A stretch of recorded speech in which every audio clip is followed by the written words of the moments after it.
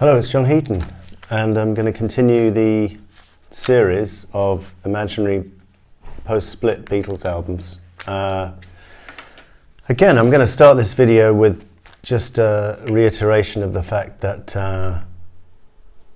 this is only a piece of fun, and I'm glad the Beatles did split when they did, for all the right reasons. Got far more music as a fan from the 4 solo albums versus a group album. It enabled them to explore new directions, not be held back by each other. They tended to be overcritical of each other by the time they split, and I think it gave them the freedom. And although, they didn't perhaps maintain the Beatles' level of quality over all of the solo albums, I'm a great fan of their solo work. And as John Lennon himself said in 1971, by the time the Beatles were at their peak, we were cutting each other down to size. We were limiting our ability to write and perform by having to fit into some kind of format. And that's what caused trouble. So that's interesting. 1973, a lot of material to choose from. And if you watch my 72 video, you'll know that I already used up some of Red Rose Speedway and Material World because they were both recorded for the most part in 72. But even despite that, we've got a whole load of singles on top of the albums which were released.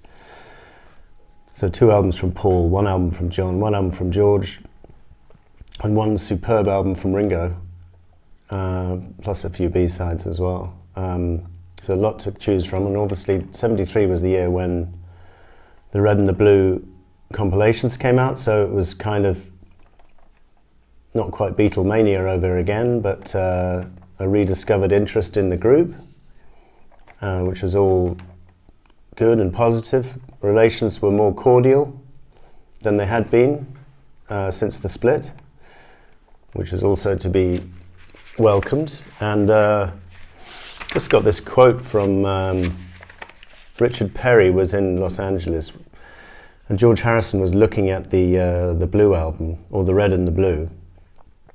And then he said, then we were looking at the 4th record, which is the 2nd one of the Blue album. And George said, it seems like the career took a little turn here, because it's like all of a sudden there's some great stuff, but it seems incomplete. It doesn't seem right that it should or could end there.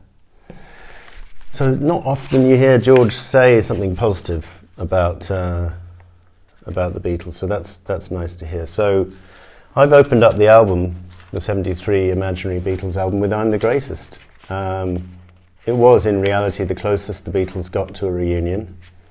And let me see, Richard Perry talks about that session. Just like that, no planning, the 3 ex-Beatles recorded one of John's songs. Everyone in the room was just gleaming. It's such a universal gleam with the Beatles. So it was for Ringo's album. John wrote the song, George popped in and guested on guitar, and before you knew it, you had 3 out of 4 Beatles in one session. And that Ringo album is pretty special in that respect, because that track features 3 Beatles. Paul McCartney's on 2 other tracks separately, and George is all over the album on quite a few tracks. Harmony, vocal, helping with the production or helping with the arrangements. He co-wrote Photograph. So I think I'm the Greatest is the perfect way to open the album, and John said I had to give it to Ringo because if I'd sung it, people would have taken it oh so seriously, and I think that's right. So it's delivered with great humour. Lennon's on superb backing vocal form, but I'm a man, a woman took me by the hand. Brilliant. And then I followed it up with Titus, which is one of the highlights of Mind Games.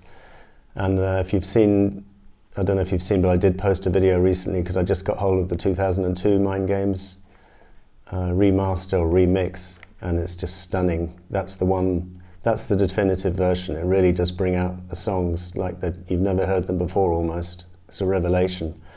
And this one in particular, I mean, it's always sounded great, but it's just a superb tongue-in-cheek, happy-go-lucky rocker with wonderful humorous words from John.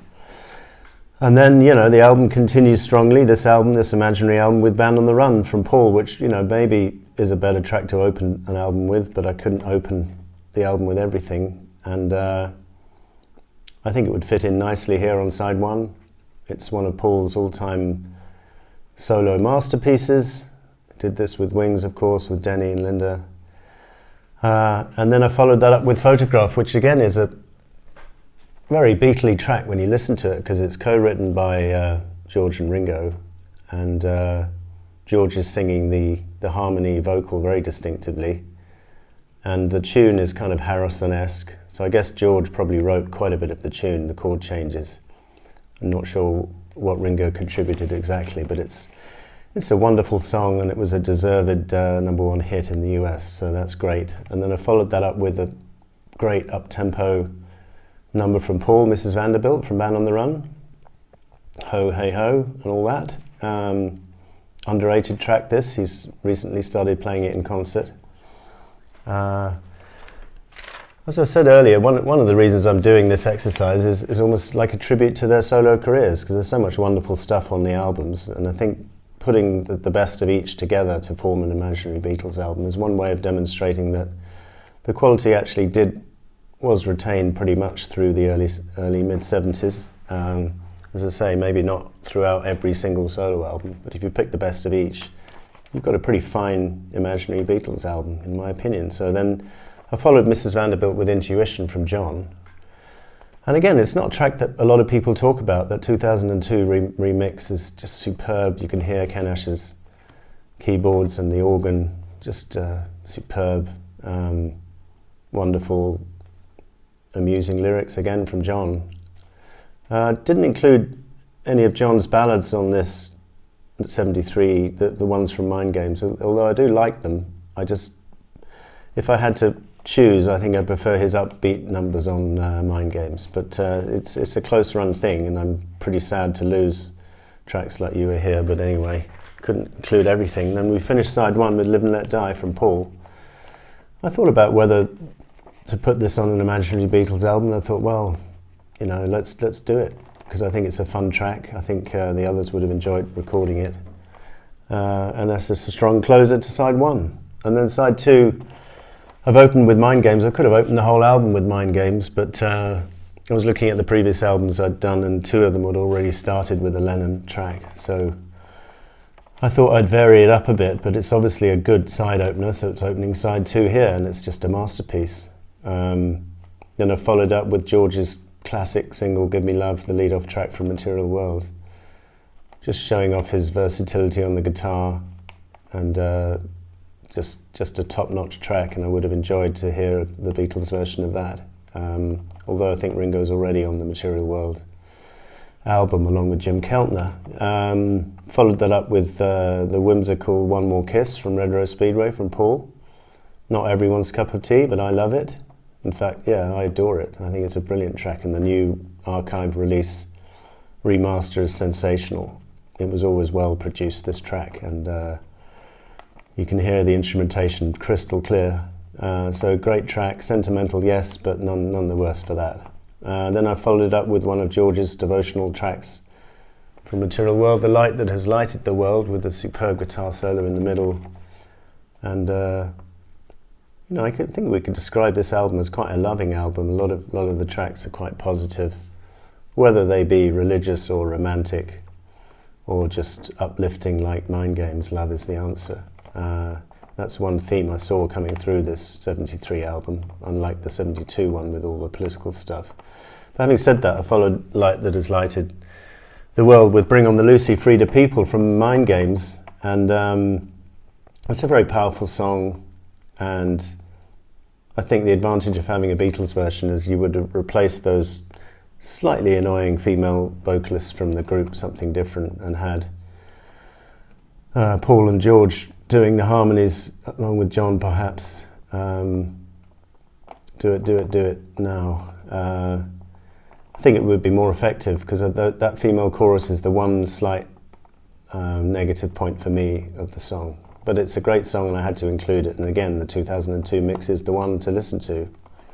I keep on saying that, but it's true. And then I've another very calming song here, to penultimate song for the album, Be Here Now.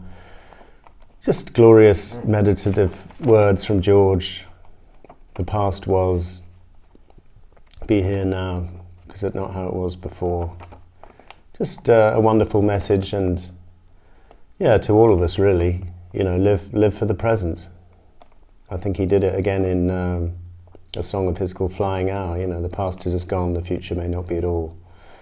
Presently through the flying hour. And this song is similar, and a very haunting melody, and worthy of inclusion here. And then I've finished it up with Meat City from John, which on the Mind Games album is a bit of a raucous mess production-wise, but again, on 2002, the vocals are way higher in the mix, instrumentation much clearer, and it is shown up to be the fun rocker that it is, and I think the Beatles would have had fun with this one. For sure, although Rick Marotta and Dave Spinoza were on good form on the Mind Games album, of course. So that wraps up the album, and the bonus tracks. I've got The Day the World Gets Round from George, just missing the cut here, Step Lightly from the Ringo album, which I think the Carr and Tyler book said it could have fitted snugly on the White Album quite easily. And then Little Lamb Dragonfly from Paul, which is a minor classic from Red Rose Speedway in my opinion. So here's the 73 album. We've got 5 tracks from John, 4 tracks from Paul, 3 tracks from Ringo, 3 tracks from George, and 2 tracks from Ringo. Yes, you heard me correctly, 2 tracks from Ringo. So, thank you for watching. 74 is next. See you next time.